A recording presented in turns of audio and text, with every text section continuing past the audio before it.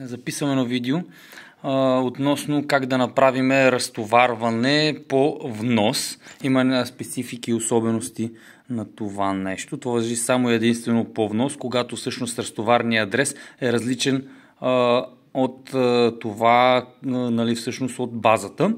Тук идеята е следната, че всъщност имаме курс, който започва от Германия, примерно, разтоварен адрес и в Ихтиман и камиона съответно трябва да се прибере до базата в Божурище. Така. Ето, тук съм направил просто на картата да се види, че всъщност от Германия Ихтиман разтоварваме и трябва да се върне камиона в Божурище. Ето сега ви показвам какво точно трябва да се направи. Имаме нова задача.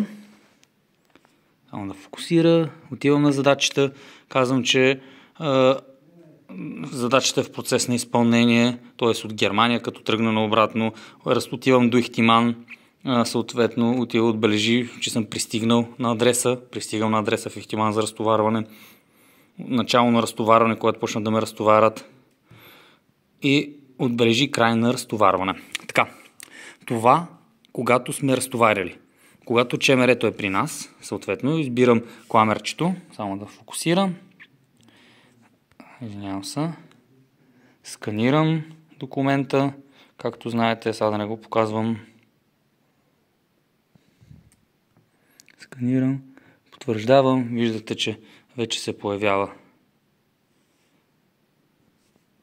Ето по. Да видя дали се сканира още един път. Сканирам, снимам всъщност, изрязвам, избирам, че е ЧМР. Тук избирам ЧМР, продължавам, продължи промените и сега трябва да се появи кламерчето. Така.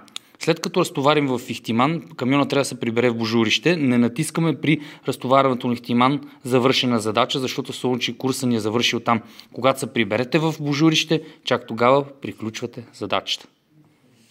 За да е всичко коректно. Това важи само по внос, когато разтоварният адрес е различен от Божурище. Ако разтоварвате в Божурище, си приключвате директно с разтоварването и задачата в Божурище. Това е разликата само. Благодаря за вниманието.